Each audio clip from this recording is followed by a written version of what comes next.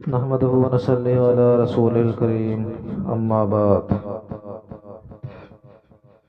اس کلام پاک میں شراب کا 3 جگہ ذکر آیا ہے اور تینوں جگہ نوعیت شراب اور طریقہ استعمال جدا ہے۔ پہلی جگہ ان کا خود پینا مذکور ہے، دوسری جگہ خدام کے پلانے کا ذکر ہے اور تیسری جگہ خود رب العالمین مالک الملک کی طرف سے پلانے کی نسبت ہے۔ کیا بعید ہے کہ ابرار کی تینوں قسموں ادنا، اوسط، اعلیٰ کے اعتبار سے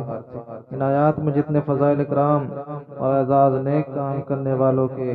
بالخصوص اللہ کی رضا میں کہلانے والوں کے ذکر کیے گئے ہیں، اگر ہم میں ایمان کا کمال ہوا تو ان وعدوں کے بعد کون شخص ایسا ہو سکتا ہے جو حضرت ابوبکر صدیق رضی اللہ عنہ کی طرح کوئی چیز بھی گھر میں اللہ اور اس کے رسول پاک صلی اللہ علیہ وسلم کے نام کے سوا چھوڑے؟ ان آیات میں چند امور قابل غور ہیں۔ پہلے چشموں کے بارے میں ذکر ہوا ہے۔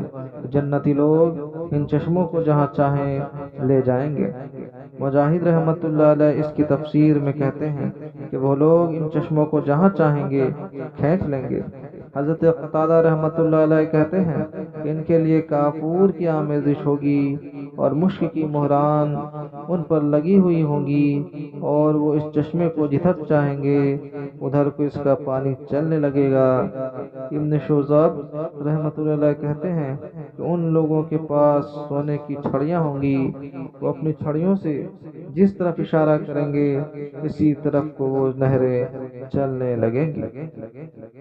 منتوں کو پورا کرنے کے متعلق قتادہ رحمت اللہ علیہ سے نقل کیا گیا کہ اللہ کے تمام احکام کو پورا کرنے والے لوگ ہیں، اسی وجہ سے شروع میں ان کو ابرار سے تعبیر کیا گیا۔ مجاہد رحمت اللہ علیہ کہتے ہیں کہ اس سے وہ منتیں مراد ہیں جو اللہ کے حق میں کی گئی ہوں، یعنی کوئی شخص روزوں کی نظر کر لے، اعتکاف کی نظر کر لے، اسی طرح عبادات کی نظر کر لے۔ اکرمہ رحمت اللہ علیہ کہتے ہیں کہ شکرانہ کی منتیں مراد ہیں۔ حضرت ابن عباس رضی اللہ عنہ سے نقل کیا گیا کہ حضور اقدس صلی اللہ علیہ وسلم کی خدمت میں ایک شخص حاضر ہوئے اور عرض کیا کہ میں نے یہ منت مان رکھی تھی کہ میں اپنے آپ کو اللہ کے واسطے ذبح کر دوں گا۔ حضور اقدس صلی اللہ علیہ وسلم کسی چیز میں مشغول تھے، التفات نہیں فرمایا۔ یہ صاحب حضور صلی اللہ علیہ وسلم کی سکوت سے اجازت سمجھے اور حضور صلی اللہ علیہ وسلم سے عرض کر دینے کے بعد اٹھے اور دور جا کر اپنے آپ کو ذبح کرنے لگے۔ حضور صلی اللہ علیہ وسلم کو اس کا علم ہوا۔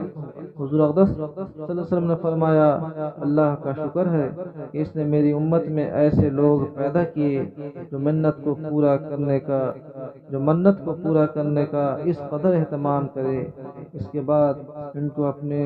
ذبح کرنے سے منع فرمایا اور ان سے فرمایا کہ اپنی جان کے بدلہ 100 اونٹ اللہ کے نام پر ذبح کرے،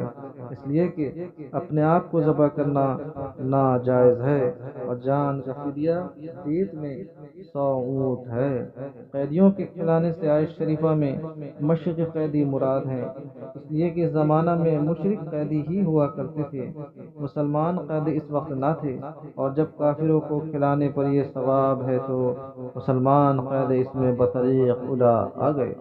مجاہد رحمت اللہ علیہ کہتے ہیں جب حضور اقدس صلی اللہ علیہ وسلم بدر کے قیدیوں کو جو کافر تھے پکڑ کر لائے تو 7 صحابہ کرام حضرت ابوبکر، حضرت علی، زبیر، عبد الرحمن، سعد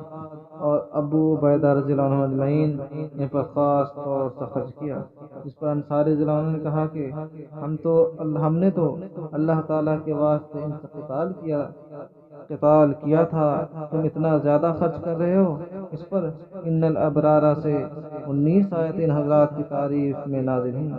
حضرت حسن رضی اللہ عنہ کہتے ہیں کہ جب یہ آیتیں نازل ہوئیں اس وقت قیدی مشرکین تھے۔ حضرت قتادہ رحمت اللہ علیہ کہتے ہیں کہ جب اللہ جل شانہ نے ان آیات میں قیدی کے ساتھ احسان کرنے کا حکم فرمایا ہے، حالانکہ اس وقت قیدی مشرک تھے، تو مسلمان قیدی کا حق اس پہ اور بھی زیادہ ہو گیا۔ ابن جریر رحمت اللہ علیہ کہتے ہیں اس زمانے میں مسلمان قیدی نہ تھے، مشرک قیدیوں میں آیت شریفہ نازل ہوئی۔ حضور اقدس صلی اللہ علیہ وسلم ان کی خیر خواہی کا حکم فرماتے تھے